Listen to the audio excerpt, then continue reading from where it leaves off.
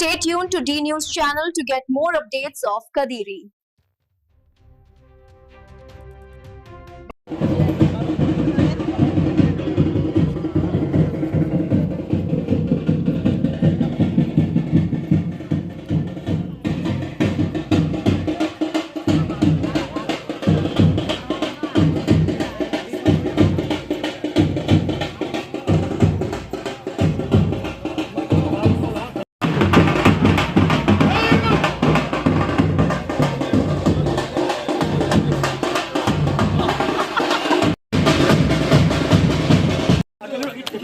ఇట్లా రండి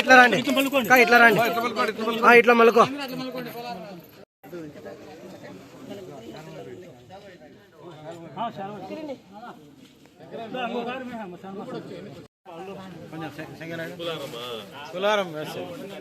వైఎస్ఆర్ పార్టీ అందరికీ నా హృదయపూర్వక ధన్యవాదాలు.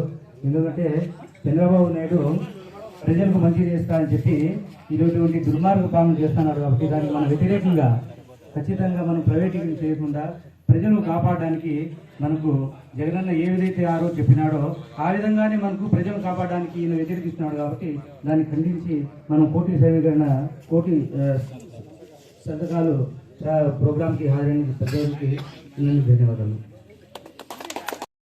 చామాలగుంది గ్రామ ప్రజలకు వైఎస్ఆర్సీపీ కుటుంబ సభ్యులకు ప్రతి ఒక్కరికి పేరు పేరున హృదయపూర్వక కృతజ్ఞతలు మరియు ధన్యవాదాలు తెలియజేసుకుంటున్నాం. ఈనాటి కార్యక్రమం రచ్చబండ మరియు కోటి సంతకాల సేకరణ. ఈ కార్యక్రమం ముఖ్య ఉద్దేశం జగన్మోహన్ రెడ్డి గారు ముఖ్యమంత్రిగా ఉన్నప్పుడు ఏదైతే పేద ప్రజల కోసం వైద్య విద్యార్థుల కోసం 17 మెడికల్ కాలేజీలు సెంట్రల్ గవర్నమెంట్ నుంచి అప్రూవల్ తెచ్చి ఆనాడు దాదాపు 7 మెడికల్ కాలేజీలు పూర్తి చేయడం జరిగింది. మిగతా మెడికల్ కాలేజీలు కూడా 6 నెలల్లో పూర్తి కావాల్సి వస్తుంది. ఈ తరుణంలో ఈ దుర్మార్గపు కూటమి ప్రభుత్వం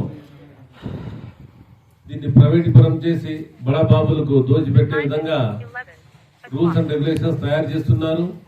దాన్ని వ్యతిరేకంగా మేము వైఎస్ఆర్సీపీ పార్టీ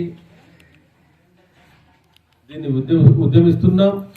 ఈ కోటి సంతకాలు అనేది సేకరణ చేసి గవర్నర్ గారికి ఇస్తే ఏదైతే ఈ పెద్ద చెప్తా ఉందో ఏంది ఇట్లా చేస్తా ఉంది ఈ ముఖ్యమంత్రి పేరు గారు నేను తీసుకోనంటా ఉంది, జగన్మోహన్ రెడ్డి గారి పేరే తీసుకుంటుందంట. అట్లా ప్రతి ఒక్కరూ జగన్మోహన్ రెడ్డి గారు మంచి చేసిండేది చెప్పుకోవాలి. అదేగాక ఈ కోటి సంతకాల సేకరణ చేసి గవర్నర్ గారికి మేమందరము పంపాలి. కాబట్టి ఈ చామాలగుంది ప్రజలు మీరందరూ ఇక్కడ ఉన్నారు.